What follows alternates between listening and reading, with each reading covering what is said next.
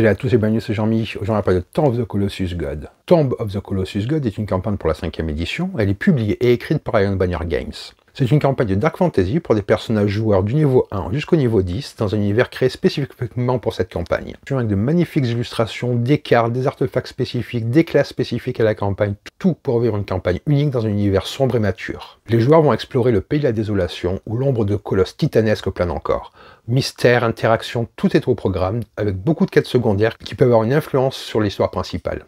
Allez, on va voir de quoi ça parle. Et on se retrouve avec le livre et les accessoires. Donc là, ce que je vais faire, c'est une première. Je vais vous expliquer ce que j'ai pensé de la campagne. Donc je l'ai joué en grande partie avec mon groupe de joueurs. Je l'ai lu entièrement, bien entendu. Donc je vais vous donner mon avis sur la campagne, des différents accessoires et ce que j'aime dans cette campagne-là. Tomb of the Colossus God est une campagne de Donjons et Dragons pour la 5e édition, qui vous propulse au cœur d'un monde où les créatures titanesques, des mystères antiques et des quêtes épiques vous attendent. Préparez-vous à vivre une expérience inoubliable, où chaque pas sur le sol de cette île maudite vous rapprochera de secrets enfouis depuis des siècles. Ce qui distingue Tomb of the Colossus God, c'est la façon dont il mêle narration immersive, mécanique de jeu variée et un univers d'une profondeur rare. Mais ne vous y trompez pas, cette aventure ne se contente pas de vous offrir un monde vaste, elle vous offre un univers vivant, où chaque action compte et où chaque découverte peut bouleverser le destin de vos personnages. Je vais vous parler de l'univers, le pays de la décadence, un lieu où le temps semble suspendu, mais où l'histoire a laissé ses empreintes indélébiles. De la structure narrative qui vous permet de forger votre propre chemin au travers de quêtes interconnectées et de choix cruciaux.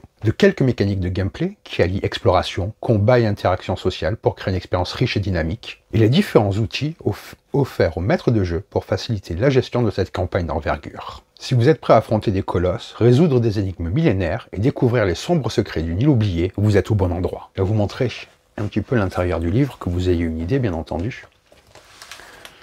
Vous voyez, c'est déjà une belle campagne, vraiment un bon volume. Le livre est vraiment d'une extrêmement bonne qualité. Les illustrations vous permettent de vous plonger directement lorsque vous lisez, comme vous voyez là. Il y a vraiment beaucoup à lire. Donc il y a des classes spécifiques à la campagne, mais je vais y revenir bientôt. L'un des aspects les plus fascinants de Tomb of the Colossus God, c'est son univers richement détaillé et l'atmosphère qui en émane. L'histoire se déroule dans un lieu à la fois mystérieux et oppressant, le pays de la décadence. Une île marquée par les vestiges des colosses, ces entités gigantesques qui ont façonné et détruit les civilisations depuis des siècles. Il y a beaucoup de termes que je vais employer, que j'ai traduits, car la campagne était en anglais, mais comme ça vous donne un aperçu de la résonance des noms dans cette campagne. Ce monde, même s'il est figé par le temps, par l'impact des colosses, reste profondément vivant.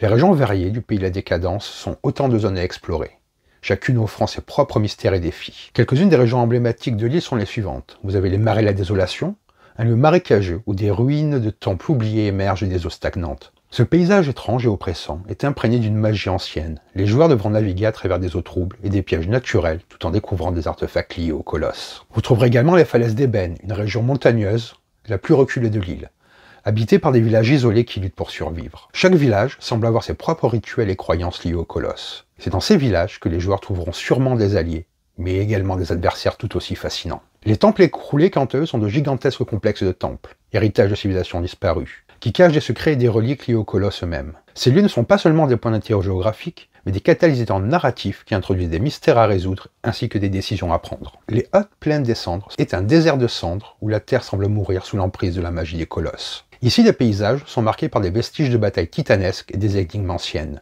Ce lieu, bien qu'apparemment hostile, cache des indices cruciaux pour comprendre l'histoire des colosses ainsi que du pays de la décadence. Chaque région est non seulement un terrain de jeu riche en exploration, mais aussi un réservoir de récits cachés. Les ruines, les inscriptions mystérieuses ainsi que les artefacts antiques témoignent d'un passé qui continue de hanter le présent. C'est là que réside la beauté de cette campagne. Chaque recoin du monde a quelque chose à raconter. Les colosses eux-mêmes sont les véritables figures centrales de cet univers. Ils ne sont pas seulement des créatures titanesques, mais des symboles vivants des conflits et des espoirs du passé. Loin d'être des antagonistes monolithiques, ces colosses représentent des idées complexes. La puissance débridée, la rédemption possible et la malédiction éternelle. Ils sont architectes de l'histoire du monde et leur influence se fait sentir partout. Je vais vous montrer les dés là, avant de continuer. Ce sont donc les dés que vous pouvez trouver avec l'édition complète. Ils sont vraiment de bonne facture, ils sont bien détaillés, ils sont agréables au toucher. Ce qui est important pour des dés, je les aime beaucoup. Ici, on a le sachet pour les mettre, et ils viennent, comme vous vous en doutez, dans cette boîte en métal. Je vais vous montrer à l'intérieur, vous voyez, il y a tous les dés qui sont là. La grande force de Tomb of the Colossus God réside dans sa narration ouverte et évolutive. Cette campagne ne vous guide pas à travers un chemin linéaire, au contraire, elle vous laisse la liberté d'explorer l'univers comme vous le souhaitez. La structure de la narration est pensée pour encourager la création d'histoires uniques en fonction des choix des joueurs ainsi que de leur action. Avant d'entrer plus en détail, je tiens à vous dire qu'il y a plus de 400 pages d'histoire dans le livre, des cartes ainsi que des ressources, une centaine de cartes de bataille, des fiches de monstres uniques, ainsi que des objets magiques et des outils de narration détaillés. Et c'est une campagne qui est prévue pour des personnages allant du niveau 1 au niveau 10, avec des options pour aller plus loin si vous le souhaitez. Mais ce n'est pas juste une montée de niveau classique, chaque étape est conçue pour confronter les joueurs à des dilemmes moraux et à des choix aux conséquences réelles. Je vous ferai le tour de tout cela et du battle map un petit peu plus tard dans la vidéo bien entendu. Car dès le départ, les joueurs sont confrontés à un univers vaste et complexe, où ils peuvent décider de leur propre route. Voulez-vous percer les mystères des colosses en explorant les temples anciens, ou préférez-vous vous engager dans des intrigues sociales avec les factions locales pour renforcer vos alliés? À chaque tournant, une nouvelle décision peut redéfinir l'histoire. Cette liberté n'est pas qu'une question de choix, c'est aussi une invitation à l'immersion. Les joueurs ne sont pas simplement en quête de trésors ou de gloire, mais sont plongés dans une histoire où chaque action peut avoir des conséquences imprévues. Par exemple, on est dans un village, vous pourrez gagner un allié précieux, mais cet acte pourrait provoquer la colère d'une autre faction et entraîner des conflits. L'un des points forts de cette campagne est l'entrelacement des différentes quêtes, tant principales que secondaires. Chaque aventure secondaire a le potentiel de se transformer en un élément majeur de l'histoire. Un simple voyage dans un village reculé peut conduire à une révélation sur un des colosses, ou déboucher sur une quête parallèle d'une grande importance. Les joueurs peuvent se retrouver à jongler avec des intrigues multiples, chacune avec ses propres enjeux, mais qui finissent par se recouper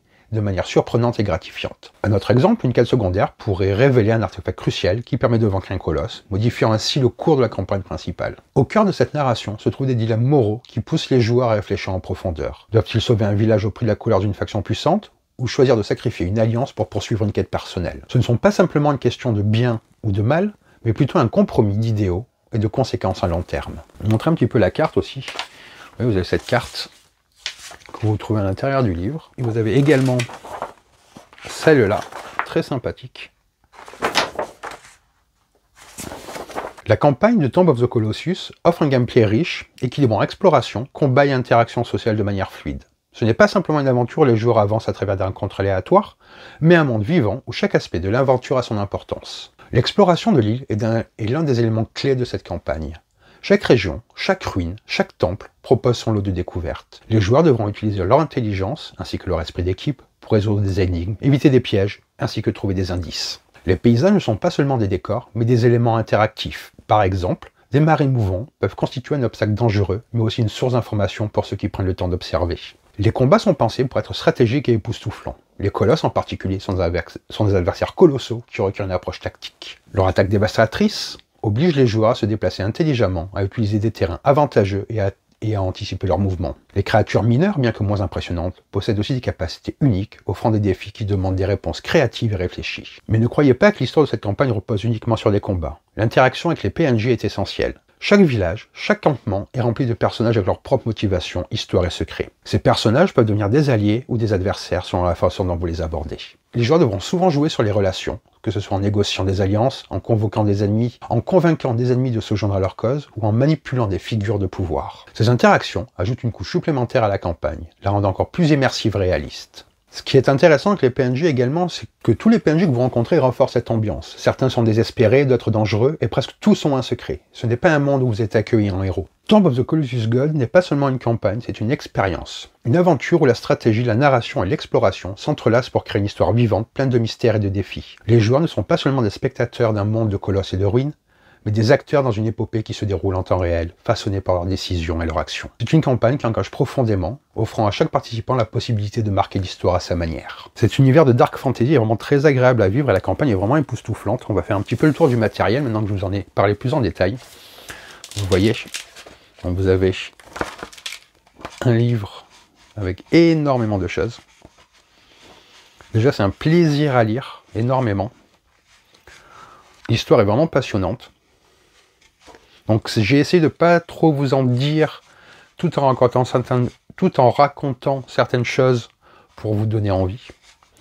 C'est la première fois que je fais cet exercice avec du jeu de rôle, donc j'espère que ça vous plaît.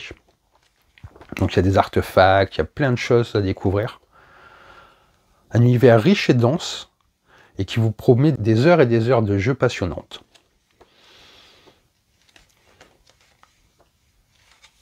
Vous voyez, ça vous voyez vraiment la qualité. Toutes les illustrations qu'il y a. Donc ici, c'est le battle map qui est lié à la campagne. On va faire un petit peu le tour également. Donc le même éditeur fait aussi des variantes de battle map dont je vous ai déjà parlé. Vous aurez le petit i qui s'affiche à l'écran si vous voulez aller jeter un coup d'œil. Mais ça vous permet ça encore plus de plonger dans l'ambiance et dans l'univers.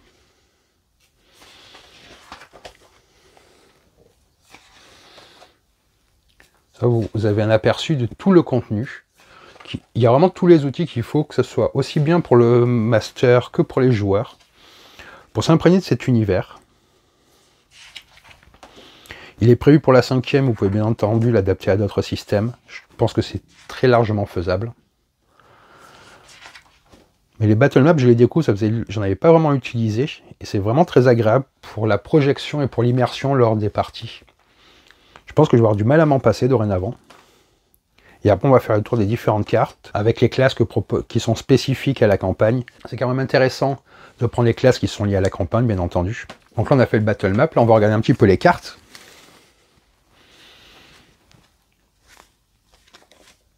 Donc ça, c'est les dos, hein. Avec le texte, les différents effets, avec les pouvoirs des différentes classes, les compétences. Vous voyez.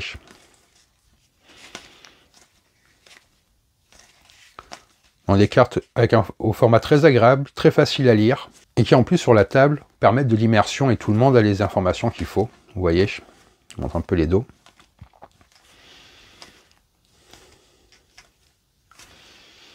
Donc si ça vous intéresse, je vous mettrai le lien pour aller voir sur Philibert la campagne qui est disponible actuellement. Elle est en vente en France, mais encore une fois, elle est disponible que en anglais. Donc là, d'autres cartes. Pour les artefacts. Vous avez vraiment un set complet pour vivre une campagne qui va vous tenir en haleine des heures, des heures et des heures. Donc sur de très longues sessions, vous allez vraiment vous éclater. J'espère que cette vidéo vous a plu, je sais que ça change un petit peu, mais dites-moi ce que vous en avez pensé, si vous faites du jeu de rôle, si vous aimez ce genre de vidéo. Si vous avez aimé, n'hésitez pas à vous abonner à la chaîne, à laisser un commentaire, ça fait toujours plaisir et ça nous aide pour le référencement. Sur ce, je vous dis bonne partie et bon jeu!